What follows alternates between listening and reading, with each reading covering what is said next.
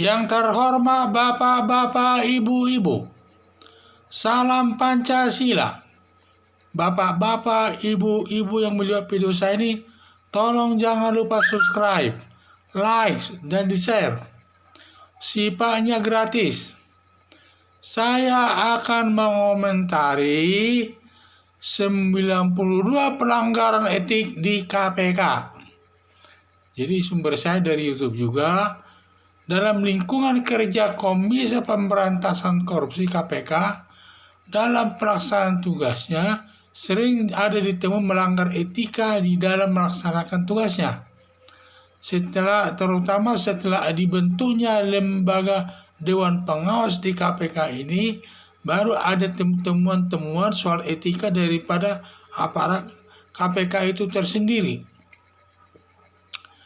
Maksudnya etika di sini adalah perbuatan tidak terpuji dari aparat KPK dalam bentuk berupa yaitu sering terlambat masuk kantor atau cepat pulang kantor dan lain sebagainya, dan juga mungkin kinerjanya administrasinya kurang bagus, dan juga tetapi itulah yang ringan-ringan ya. Tetapi kalau sudah berat ya lain lagi, mungkin ada kaitannya ke perbuatan tercela lainnya, mungkin ada makan uang negara dan lain sebagainya. Itulah namanya pelanggaran etika.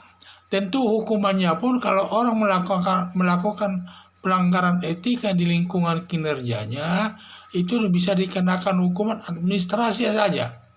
Jadi hukuman administrasi tidak masuk dalam ranah pidana, itu ranah administrasi negara. Di dalam administrasi negara sudah ada diatur di sana ancaman-ancaman hukuman bagi orang yang melakukan pelanggaran etika di dalam lingkungan kantornya masing-masing. Baik di setiap instansi pemerintah itu ada, di kejaksaan juga ada. Jadi pelanggaran etika ini dibagi tiga ini. Ada yang pelanggaran etika sanksinya ringan, hukumannya ringan, ada yang sedang, ada yang berat. Perbuatannya berat, tentu hukumannya berat. Perbuatan umpamanya sanksinya ringan, berupa teguran lisan atau teguran tertulis. Umpamanya sering terlambat masuk kantor atau terlalu cepat pulang kantor. Ini antara lain lah ya tegurannya. Kemudian kalau sudah perbuatan sedang, ancaman hukumannya ini bisa ditunda kenaikan pangkatnya dan lain sebagainya, dan juga nanti dinda dari hal yang lainnya. Jadi dan ancaman yang ketiga, hukuman yang ketiga adalah hukuman berat. Hukuman berat ini sudah masuk, ini mungkin dia ada perbuatan tercela, menerima uang dan lain sebagainya, kita kurang tahu, dan juga sifatnya kecil-kecilan ya di lingkungan kejaksaan itu mungkin, sehingga di lingkungan itu mungkin sehingga sering terjadi di KPK ini. Umpamanya di sana ada perbuatan-perbuatan tercela yang ketahuan temannya dan lain sebagainya. Jadi hukuman daripada hukuman sedang berat ini dapat berupa diturunkan pangkatnya setingkat lebih tinggi. Di samping itu, yang hukuman yang terberat adalah dipecat dari kepegawaiannya. Inilah ancaman yang terberat di dalam hukuman administrasi di dalam pemerintahan. Dan hal pemerintahan itu berlaku juga semua kepada seluruh pegawai negeri yang ada di Indonesia ini, termasuk berlaku kepada KPK sendiri, lingkungan KPK.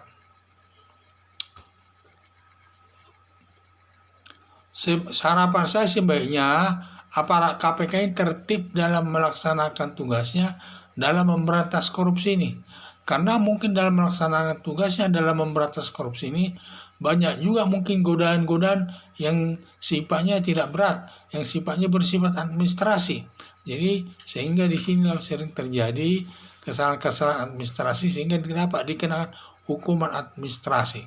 Jadi saya lihat baru selama adanya saya pernah mendengarnya, baru kali ini mendengar bahwa KPK itu ada melakukan sampai 92 kali temuan-temuan etika, masalah etika lainnya, tapi sifatnya itu hukumannya administrasi tidak berupa perbuatan kejahatan, tetapi hanya sekedar masalah etika administrasi saja di dalam lingkungan kantor tersebut. Sepertinya itu tadi, makanya hukumannya pun tidak begitu berat. Kalau hukumannya kan ada hukuman ringan, sedang, dan berat. Sedang itu dapat berupa teguran lisan dan teguran tidak tertulis. Teguran dengan tertulis.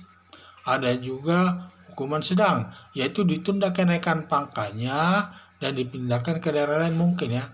Kemudian hukuman beratnya yaitu dapat diturunkan pangkatnya setingkat lebih tinggi.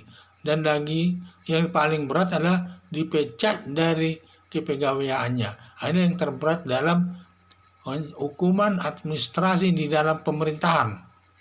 Jadi dalam pemerintahan itu ada tingkat-tingkatannya daripada perbuatan itu.